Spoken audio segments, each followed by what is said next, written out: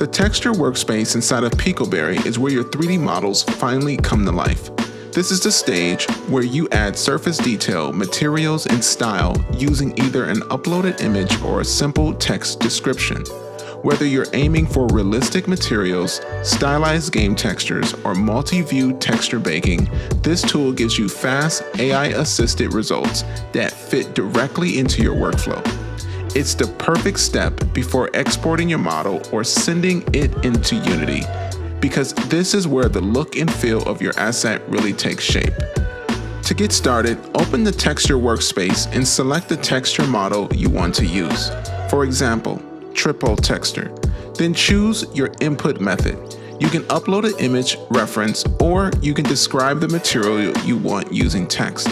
After that, select your source model from the list on the right, any asset that you generated. Next, choose between single view or multi-view texturing, depending on how much coverage and accuracy you need.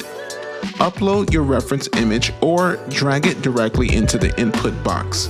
It supports PNG, JPEG, files up to 20 megabytes. Set your texture resolution, such as 4K, then generate your texture. Once the results appear, you'll see them applied directly to your model, making it easy to decide whether to keep it, regenerate, or adjust the input for a better outcome.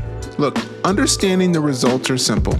The texture model you choose determines the style and level of details of the materials, and each model handles things a little differently. Your input type, image, or text controls how the texture is interpreted.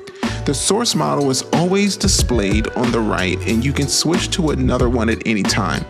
Texture mode lets you choose between single view for quick results or multi-view for more accurate UV coverage. Your texture resolution determines your sharp and detailed final output.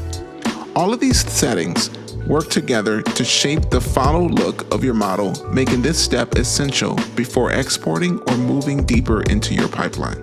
Now here's a quick tip. While you're working in this workspace, if you're using image input, try uploading a reference with strong lighting and clear material definition.